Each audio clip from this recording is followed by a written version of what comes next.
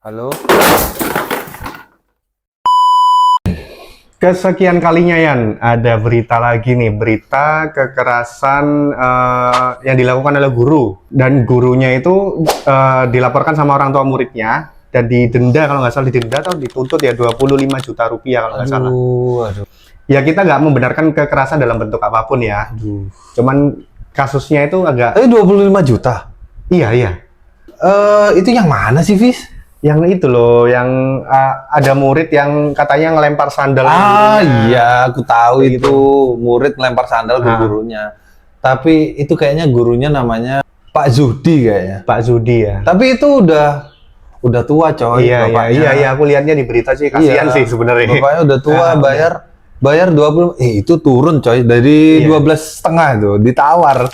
12,5 apa 25? 12.500.000. Bukan 25 juta. Enggak, akhirnya ditawar. Tapi awalnya 25 juta. Awalnya 25 juta tuntutannya. Tapi itu kan guru madrasah diniyah. Iya. Gajinya 450.000. Kecil banget. 3 bulan. Iya. 4 bulan atau 3 bulan. Iya. Artinya kan sehari paling 5.000. Iya. Kasihan loh gimana ya? Maksudnya oke lah kekerasan. Tapi kan maksudnya itu adalah mendidik gitu loh. Ya sekali lagi kita nggak mendukung kekerasan dalam bentuk apapun ya. Cuman dalam case ini agak dilematis sebenarnya ya. Iya. Dari segi orang yang melakukan kekerasan ini bapak-bapak yang udah tua lah. Tapi kan ada konteksnya, ada alasannya kenapa dia melakukan itu kayak gitu. Karena memang tujuannya untuk mendidik. Iya. Tapi yang mirisnya adalah tidak ada perlindungan profesi. Iya. Karena dia itu bukan PNS kayak gitu-gitulah, bukan guru negeri. Berarti kayak semacam gitu. honorer kayak gitu ya. Kayak honorer. Tapi kan ya dia tuh mengabdi berapa puluh tahun. Iya. Ya, kasihan sih kalau aku ya Bu ya lebih ke sisi Pak gurunya daripada sisi penuntutnya gitu. Walaupun dia yang dapat kekerasan. Iya, nggak membenarkan kekerasannya juga ya. Cuman responnya ya gimana ya, kita dulu juga zaman sekolah itu lebih parah lebih parah lagi gitu loh. Aku penghapus kayu yang papan tulis itu berapa kali kena mulutku sampai berdarah. Tapi aku yang nggak nangis, nggak mulutnya tetap satu gitu. Ya. Ya aku juga nggak nangis, maksudnya nggak langsung lapor ke orang tua, enggak, karena ya udah biasa kayak gitu. Iya, emang kesehatan mental anak sekarang tuh perlu dibenahi deh. Kalau kesehatan mental itu agak-agak, aku nggak tahu yang bahasnya harus, karena ya dilematis juga itu soal kesehatan mental. Di satu sisi kita harus membela orang yang seperti apa yang anak tadi ditempeleng, tapi di satu sisi kan ada konteks kenapa dia ditempeleng kayak gitu. Iya, konteksnya kan adalah pendidikan. Itu sebenarnya konteksnya pendidikan, coy. Iya, benar, untuk mendidik. Nah, cuman yang aku sesalkan secara pribadi, kenapa akhirnya kan dia dapat itu tuh, dapat kayak santunan. Iya, katanya ada yang kayak patungan gitu kan ya. Bantu Pak gurunya ini. Iya, dapat uang 25 juta dari Gus Miftah. Oh, iya. Terus diberangkatin umroh. Oh, Gus Miftah. Iya, Gus Miftah. Iya. Udah lah ya. Terus ada lagi dari Ustadz siapa gitu loh. Itu ngasih dukungan moral lah. Iya. Tapi kenapa nunggu viral gitu loh? Kenapa nunggu viral dulu baru mereka ini datang gitu loh? Oh, jadi nggak langsung ada itunya ya? Jadi nunggu viral dulu, baru. Ya, aku juga tahu berita ini sebenarnya sebelum ada baca berita, aku karena tahu dari itu ya, ceramah pengajian sih. Oh iya. Jadi akhirnya tahu bahan obrolan pengajian kampung-kampung ya? Iya. Wah, jadi akhirnya tahu berita ini, langsung aku kulik lah gitu. Oh, pantes. Ya, kalau soal ini kan balik lagi sebenarnya ke moral anak zaman sekarang ya. Ya, kami nggak merasa moral kami di zaman kami dulu benar gitu. Cuman ya kalau sekarang ini, ya aku rumah kan deket sekolah ya Yan ya. Oh iya. Dekat sekolah. Dekat SMP ya? Dekat SMP negeri pula. Dan itu kelakuan anak-anak itu, aku kadang gemes sih. Tapi yang kamu nggak boleh generalisasi gitu. Iya. Ya mungkin ada sebagian kelompok anak gitu ya. Sebenarnya nggak sebagian, banyak sih.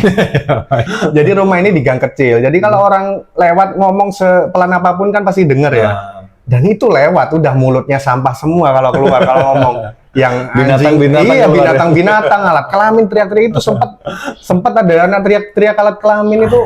rasanya pengen tak lempar aja mulutnya gitu loh. Iya sih, tapi aku itu mikir, parah sih. tapi aku mikir itu langsung pengen tahu ini bapaknya ini seperti apa rupanya gitu loh.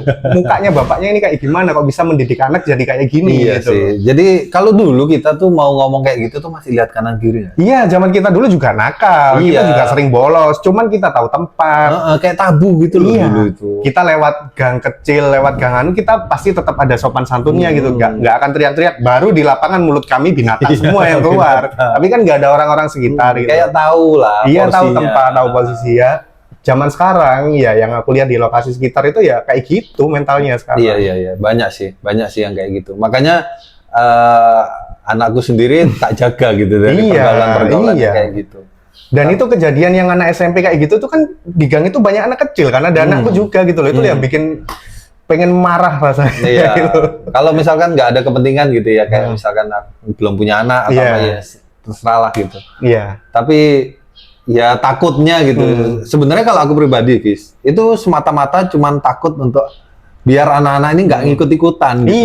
Iya, betul. Biar anak-anak. Memang Semata-mata itu aja sih. Memang ya kalau lihat lokasi kehidupan kita sekarang ya mau nggak mau ya memang harus dikasih tembok juga gitu loh. Kecuali lingkunganmu orang-orang yang beretitude atau akademisi ya nggak mungkin kan kamu tembokin gitu, kayak gitu. Cuman masalahnya zaman sekarang ya emang realitanya moralnya ya memang kayak gitu. Mau rusuh, mau apa rusak juga nggak tahu tempat mereka. Iya, makanya kan apa itu namanya? Jadi kembali lagi ya ke kasusnya Pak Judi ini. Iya. Yang guru Madin, Iya. Madrasah Iya. Diniyah. Ini impact dari bisa jadi ya, Fis. Jadi kelakuannya yang ngelempar si guru ini Iya. bisa jadi impact dari kelakuannya dia di luar gitu loh, pergaulan di luar, dibawa ke sekolah. Mungkin cerminannya. Dia cerminannya. Cerminannya. Mungkin gini ya, kan kadang kita misalkan di sekolah kayak gimana itu cerminan dari di rumah. Iya, iya. Nah, betul. itu gimana sih mereka ini kok Makanya balik lagi ke didikan orang tuanya itu. didikan gimana? orang tua. Kalau misalkan gini ya bayangin aja Pak Judi yang 30 tahun, 30 apa berapa puluh tahun dia mengabdi dengan bayaran 450.000 Iya. per 3 bulan, 4 bulan, tiba-tiba dapat perlakuan kayak gitu, terus dituntut, terus dijual, itu jual motor loh, dijual Sampai motornya, jual iya, motornya. dijual motornya. Ya memang sih dapat ganti dari Gus Miftah apa sih? Iya. Dapat ganti motor, terus apa ya? Iya itu yang terlihat di media. Banyak kasus-kasus yang nggak terlihat Iya, dan nggak terlihat. di-up sama Iya, media gitu. iya. Gimana nasibnya gitu. Lagi undang-undang kita kan kalau yang kayak gitu tuh masih belum masuk ke ranah perlindungan profesi. Iya. Tapi itu KPAI turun tangan enggak? KPAI nggak denger aku. Kok cuma diem tumben? Iya. Kemana sih? Halo. Iya. Enggak, soalnya yang barak kemarin kan KPAI gencar yang Iya. Pak KDM itu loh, gencar nggak setuju lah dengan kebijakan itu. Tapi kan KDM inovasi gitu. Kan belum ada sebelumnya. Iya, belum ada. Itu inovasi Iya. buat pendidikan kita. Tapi itu bagus. Tak dukung. Untuk melatih kedisiplinan. Iya, melatih kedisiplinan. Memang sih bidang kedisiplinan aja, tapi itu udah oke lah. Udah oke. Ada gebrakan baru. Iya. Bagus. Tapi emang perlu nggak ya? Kayak misalkan gini nih, menurut para dokter-dokter yang peduli dengan mental-mental anak, Iya, ya psikolog. entah psikolog, entah Iya. dokter atau siapa, Iya. itu kalau misalkan dilempar gurunya, si anak ini ngelempar guru, mungkin nggak sih psikolog ini ya jangan ditampar kayak gitu loh. Oh iya, pasti, Nah, pasti. Ya dinasehati kayak gitu loh. Pasti. Gimana sih? Menurutmu gimana itu? Iya, pasti. Kebanyakan dari mereka pasti akan menyampaikan kalau pokoknya jangan sampai memberikan kekerasan terhadap anak. Iya. Ya, kekerasan dalam tanda kutip ya. Ya, pasti akan seperti itu. Ya mungkin untuk melindungi mental Iya, anak gitu ya. iya. Tapi mereka lupa gitu. Iya. Meskipun orang sudah tua, mental juga bisa goyang, Iya. bos, gitu loh. Makanya itu tadi aku bilang kalau ngomongin mental health itu polemik dan dilematis juga Iya gitu loh. sih, ya. Nggak bisa harus menilai dari satu orang aja Iya, mentalnya. harus banyak sisi Iya, ya. mentalnya bapak ini juga harus dilihat juga gitu. Jadi jangan mentang-mentang dia orang yang udah tua nggak kita perhatikan ya, justru kita perhatikan juga. Iya, kadang juga orang kan bisa manage mental tuh kayak down juga. Manajemen konflik. Belum lagi keluarganya. Iya. Kayak gitu.